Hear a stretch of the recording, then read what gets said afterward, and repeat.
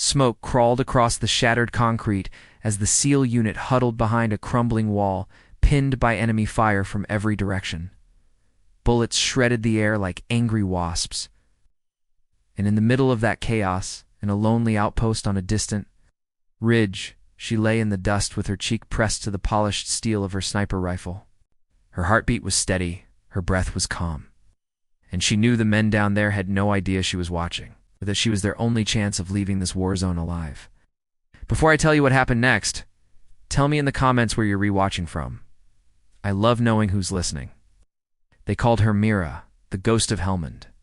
The kind of name soldiers whispered at night, unsure if she was real or a myth. But for Mira, the myths never mattered.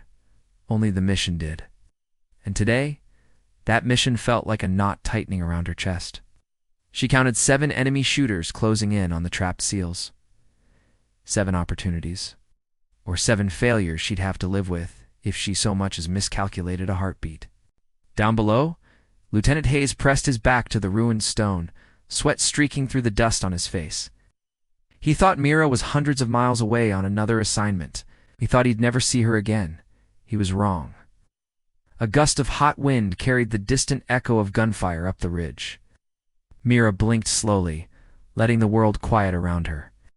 The sun glared off the enemy scopes. 1 gleam. 2. 3. They were moving, advancing. The SEALs had maybe 90 seconds before they were overrun. Her finger tightened on the trigger, but she hesitated, because every soldier she dropped had a face, a life, a story. And she wondered, as she often did, whether mercy had any place left on battlefields like this, whether she was protecting lives, or taking pieces of her soul scattered one bullet at a time. Then she saw Hayes stumble as shrapnel exploded beside him, and her doubt became something sharp, something focused. The first shot broke the sky like thunder. The nearest enemy collapsed before the SEALs even realized someone was helping them. Mira shifted her body half an inch, aligning her sights with the second target. His breath fogged lightly in the scope.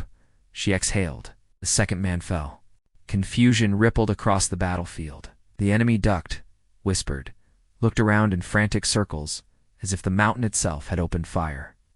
Hayes recognized the pattern, the impossible precision, the half-second timing, the invisible rhythm only one person he knew could create. Mira, he murmured under his breath, a mixture of hope and disbelief washing over him. A distant explosion shook dust from the rooftops. Mira didn't flinch. She rolled her shoulders, repositioned her rifle, and listened.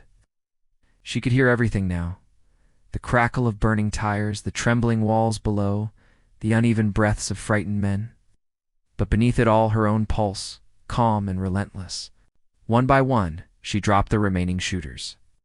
And with each shot, the SEALs felt the weight lifting from their chests, the suffocating dread loosening its grip. When only one enemy remained, their commander, he didn't hide. He stood defiantly in the open, daring whoever was killing his men to face him. Mira hesitated again. He wasn't aiming at the SEALs. He wasn't shooting. He simply stared toward her ridge, as if he sensed her presence, as if he were asking her not for mercy, but for judgment. She didn't want to be judge or executioner. But she remembered the bodies this commander had left behind in burnt villages over the last months. The stories whispered by families she'd met, mothers with trembling hands, children who wouldn't sleep through the night. Her breath shook. Then she steadied. The final shot echoed through the valley like the closing of a chapter. Silence followed. A deep, almost sacred silence before the SEALs slowly peeked over the broken walls. Some stared upward, unsure what they were thanking when they whispered, "Whoever you are." "Thank you," Hayes didn't whisper. Act. He climbed the ridge with scraped palms and burning lungs, desperation driving his legs faster than fear.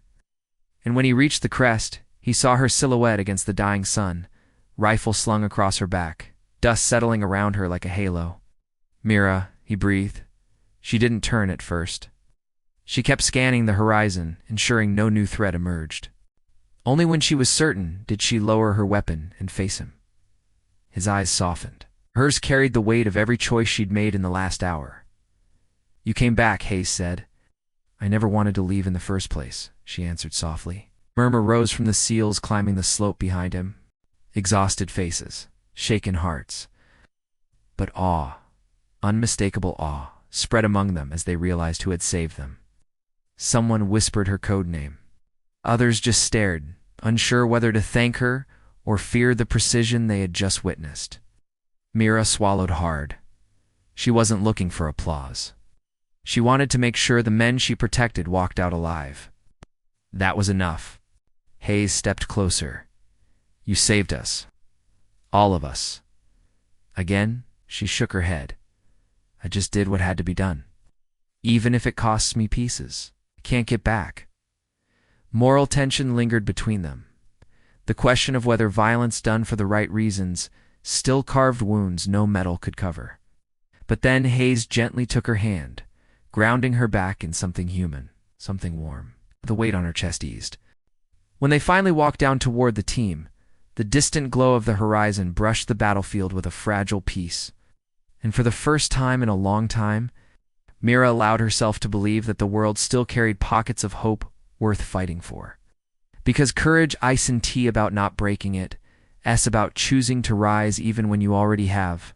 And somewhere in the fading light, the echoes of her first shot softened, turning into the promise that even in the darkest places, a steady heart can guide someone home. God. If you enjoyed this story, let me know in the comments, and don't forget to subscribe to Whispered Words for more stories of courage, mystery, and impossible hope.